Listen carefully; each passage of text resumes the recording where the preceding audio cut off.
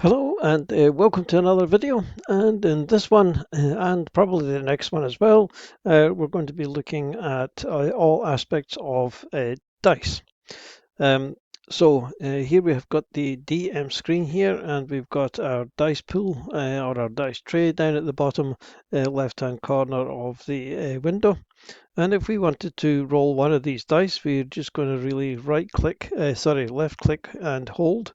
And then we're going to move the dice a bit and then just let it go. And the dice will zoom around the screen and we'll get the result of the dice roll in the chat window.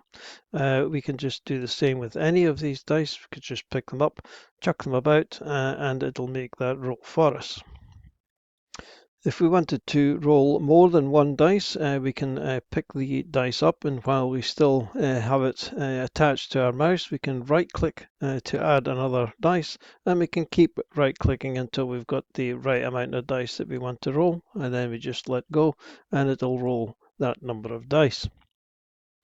We can also right click over any of these dice here and we'll get a little menu offering us the ability to roll a specific number of dice. So if we wanted to roll 10d8, then we can do that.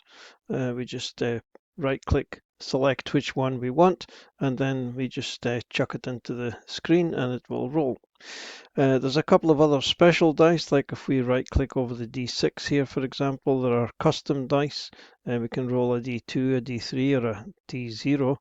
If we choose the D3 and roll that, then a 1 or a 2 counts as a 1, a 3 or a 4 would count as a 2, and as we can see, they were rolled a 6, so 5 and a 6 count as 3.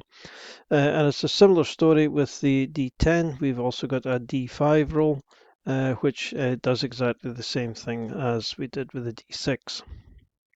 If we wanted a modifier to our roll, we can come to the modifiers box here, and if we add in, let's say, a 5 and then roll a d6, we'll see that the modifier gets added to the dice roll before we made it. We can create a pool of dice, supposing you needed to roll a D8 and a D6 at the same time. What we can do is we can grab our D8 and then just drop it into one of the slots in the quick bar down here, and then we can drag in the D6, and now when we click that, we're rolling a D8 and a D6 at the same time. So you can set up all sorts of dice pools here. If we needed to roll 2d20, for example, we can just select 2d20 and drop that into there, and it will then roll that in from that particular slot in your quick bar. You can also create dice strings via chat commands. So it's /die and then the dice expression. So if we wanted to roll 2d6, we just /die and then 2d6. And then when we press return, the dice roll will be made. If we wanted to preserve that, let's supposing that's something that we needed to do quite often, before we press return, we just simply drag this expression and drop it into one of our quick slots, and we can then roll it from there just by clicking on the quick slot.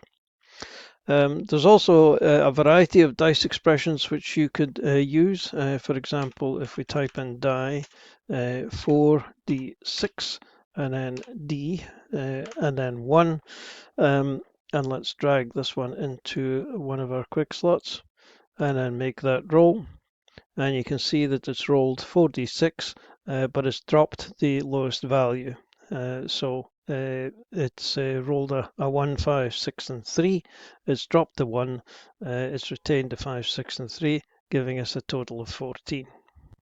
You can also add a text string to that if you wanted to. So if we did the /die, let's say 4d6, drop 1, and then let's say we added in strength to that, and then when we roll that, it's going to add in that message and do the roll. So you could use this for rolling ability scores, for example. There are lots of other dice strings which are supported and they are detailed on the wiki, which I would encourage you to look at. if you wanted to know more about this particular aspect. Now, of course, there are lots of other places that you can roll dice from. Let's switch over to a player view here for a moment, and let's have a look at Bob the Cleric, his character sheet.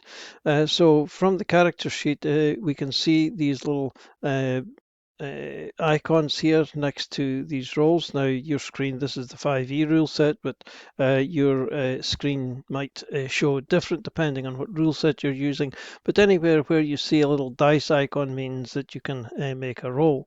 So if we wanted to roll this ability check here, then we just click on that. We can click on initiative. We've got saving throws here. We've got death saving throws, etc. And we've got our hit dice here. This one requires a double click. All of these other ones are just single clicks. And if we pop over to the actions tab, we can see we can make rolls from here, damage rolls from here, and some effects as well are also making or have the ability to make rolls from there too.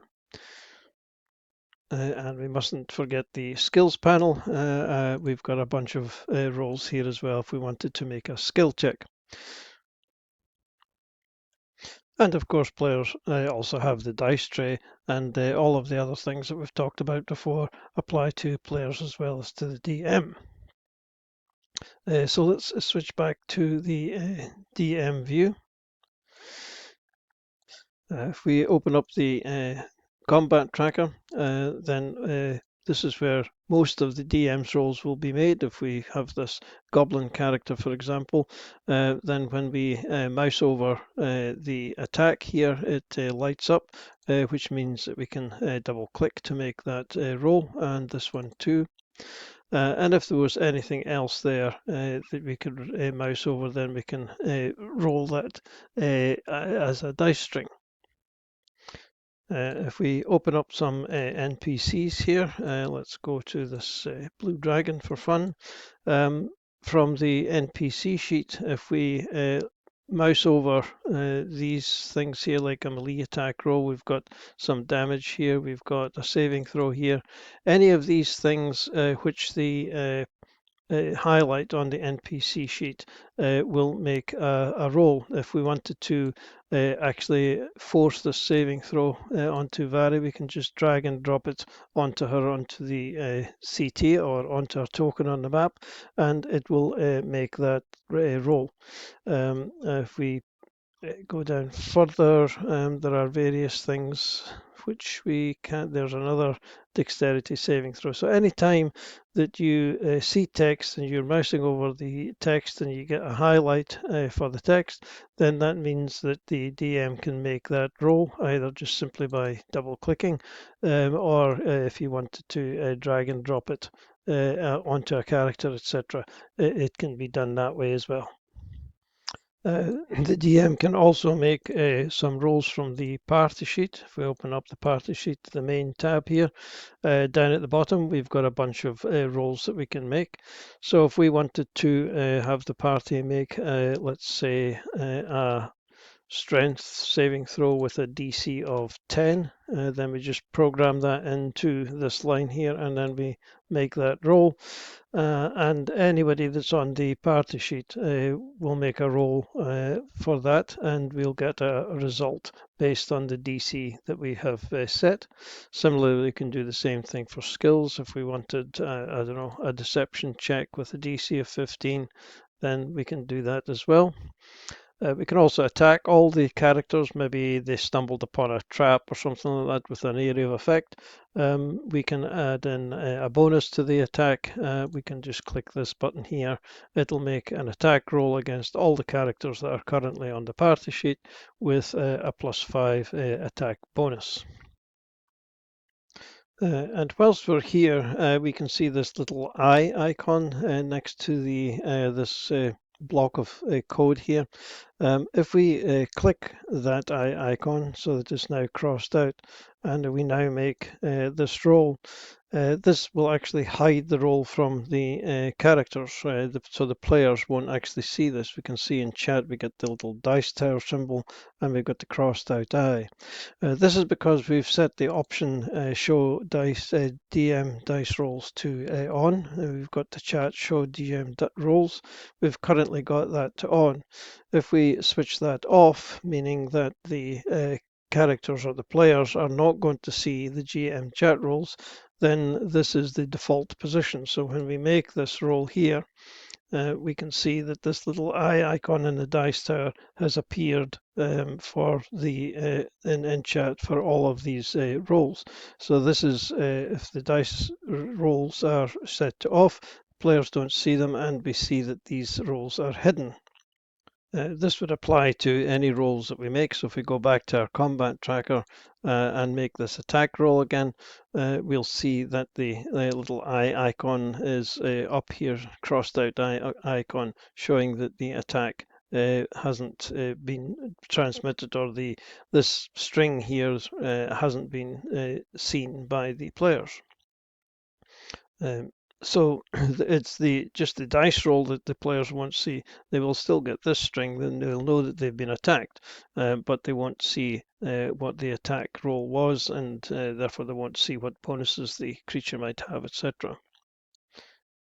With the GM roll set to on, we can see that the DM gets a dice tower, and that means that if they wanted to roll something secret, then they can do so by dropping it into the dice tower.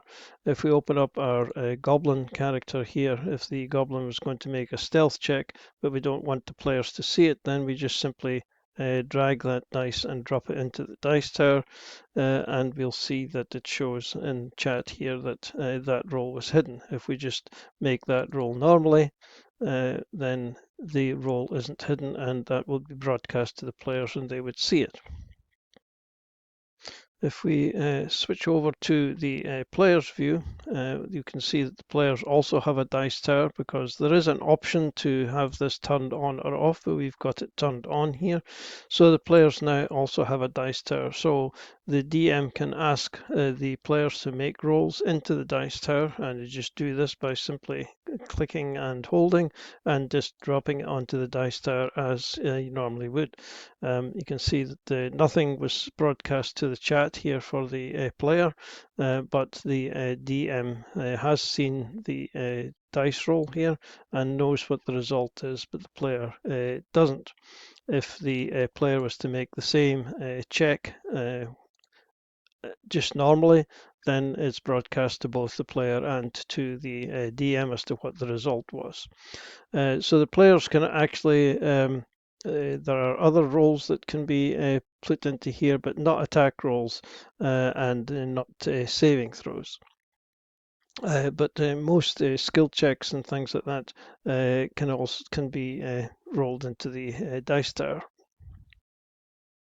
Now, there's one other thing just to wrap this video up. You'll see that the dice are rolling all over the place. Let's close a few of these screens.